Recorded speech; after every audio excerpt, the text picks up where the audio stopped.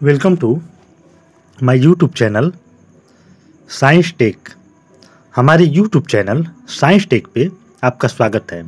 आज की इस वीडियो में हम देखेंगे कि वेस्ट वाटर ट्रीटमेंट में बायोलॉजिकल पैरामीटर्स क्या क्या होता है, कौन कौन से biological parameters waste water treatment में होते हैं, इसके बारे में हम देखेंगे। तो आइए वीडियो को स्टार्ट करते हैं। वेस्ट वाटर एनालिसिस एक ऐसी प्रोसेस होती है जिसमें हम वेस्ट वाटर की टेस्टिंग करते हैं और फिजिकल, केमिकल या बायोलॉजिकल कैरेक्टरिस्टिक्स को डिटरमाइन करते हैं। वेस्ट वाटर एनालिसिस में हम वेस्ट वाटर की टेस्टिंग करते हैं और फिजिकल, केमिकल या बायोलॉजिकल कैरेक्टरिस्टिक्स को डिटरमाइन करते हैं। इस वीडियो में हम देखेंगे कि वेस्ट वाटर में बायोलॉजिकल पैरामीटर क्या क्या होता है तथा वेस्ट वाटर के ट्रीटमेंट में इसका क्या रोल होता है। बायोलॉजिकल पैरामीटर क्या होता है, इसको हम समझेंगे।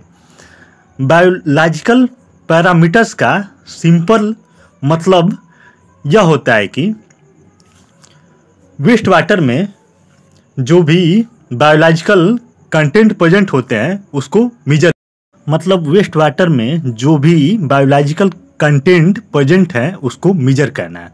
अब ऐसे टोटल सस्पेंडेड सॉलिड TSS और टोटल माइक्रोब को मेजर करना होता है, जैसे प्लैंकटन, बैक्टीरिया और हार्मफुल पैथोजेंस। ये बायोलॉजिकल पैरामीटर्स के एग्जाम्पल हैं। वेस्ट वाटर में बहुत बड़े पैमाने पर माइक्रो ऑर्गेनिज्म प्रेजेंट होते हैं, जैसे बैक्टीरिया, फंजाई, एल्गी etc। इन माइक्रो ऑर्गेनिज्म के प्रेजेंट होने के कारण सीवेज या वेस्ट वाटर की बायोलॉजिकल प्रॉपर्टी प्रभावित होती है। मतलब माइक्रो ऑर्गेनिज्म के प्रेजेंट होने के कारण सीवेज या वेस्ट वाटर की बायोलॉजिकल प्रॉपर्टी जो होती है अफेक्ट होती है। इसमें से केवल माइक्रो ऑर्गेनिज्म हार्मफुल ही नहीं होते बल्कि बेनिफिशियल भी होते हैं, जो सीवेज के बायोलॉजिकल ट्रीटमेंट में भाग लेते हैं। अब biological parameter of waste water, यहाँ पे बायोलॉजिकल ऑक्सीजन डिमांड के बारे में अब हम बात करेंगे। बायोलॉजिकल ऑक्सीजन डिमांड BOD क्या होता है।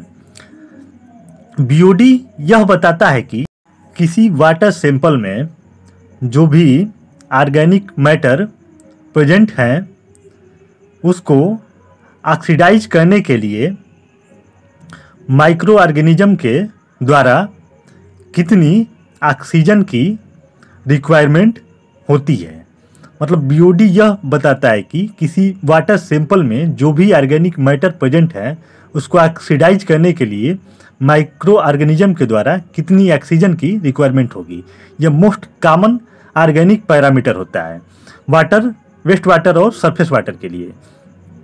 अब BOD यह बताता है कि ऑक्सीजन की कितनी मात्रा माइक्रो ऑर्गेनिज्म को आवश्यक होगी वेस्ट वाटर में प्रेजेंट ऑर्गेनिक मैटर और बायोलॉजिकल सॉलिड को डिकम्पोजिशन करने के लिए। अब हम बात करेंगे कि ऐसे कौन कौन से ऑर्गेनिज्म होते हैं जो वेस्ट वाटर में बायोलॉजिकल डिकम्पोजिशन के लिए पार्टिसिपेट करते हैं। जैसे बैक्टीरिया हो गया, फंजाई हो गई, एल्गी हो गया। Bacteria, fungi, algae, protozoa, mushrooms, virus, seaweeds और निमेटोड्स और मोल्ड्स, जिसको फंजाई भी बोलते हैं, ये वेस्ट वाटर में ऑर्गेनिक मैटर के डिकम्पोजिशन के लिए पार्टिसिपेट करते हैं। अब एक एक करके इसके बारे में हम डिस्कस करेंगे। फंजाई क्या होता है। फंजाई जो होता है एक यूनिसेल्युलर नॉन फोटोसिंथेटिक प्लांट्स होता है जो कोल्ड और एसिडिक इन्वायरमेंट में भी ग्रो कर सकता है। यह एक स्पेसिफिक pH रेंज पर ऑर्गेनिक एसिड और अमोनिया को प्रोड्यूस करता है। अब वायरस क्या होता है? वायरस जो होते हैं ऐसे पैथोजेंस होते हैं जो प्लांट और एनिमल सेल्स दोनों को इन्फेक्ट करते हैं। ये अल्ट्रा माइक्रोस्कोपिक ऑब्लिगेट और इंट्रासेल्युलर पैरासाइट्स होते हैं जो होस्ट सेल को डिस्ट्रक्शन कर सकते हैं। बैक्टीरिया क्या होता है? बैक्टीरिया जो होते हैं सिंगल सेल्ड माइक्रो ऑर्गेनिज्म होते हैं जिनमें रिजिड सेल वॉल पाई जाती है जो सॉल्युबल फूड को कंज्यूम कर सकती है और न्यू सेल क्रिएट कर सकती है। Bacteria are classified into 4 types. Bacteria को 4 टाइप से क्लासिफाइड किया गया है। फर्स्ट है saprophytic bacteria, parasitic bacteria, pathogenic bacteria और नेक्स्ट है नॉन पैथोजेनिक बैक्टीरिया। जो सीवेज में बैक्टीरिया पाए जाते हैं, सीवेज बैक्टीरिया सीवेज में पाया जाता है। ये एरोबिक और एनएरोबिक दोनों टाइप के हो सकते हैं। मतलब यह एरोबिक और एनएरोबिक दोनों टाइप का नेचर का हो सकता है। एरोबिक प्रोसेस में ऑर्गेनिक मैटर का ऑक्सीडेशन करते हैं जैसे नाइट्रोसोमोनास और नोकार्डिया। इसके अलावा एनएरोबिक बैक्टीरिया का एग्जाम्पल है पेप्टोकोकस और क्लास्ट्रीडियम। अब हम देखेंगे नेक्स्ट, एल्गी जो होते हैं अपने क्विकली रिप्रोड्यूसिंग एबिलिटी के लिए जाने जाते हैं।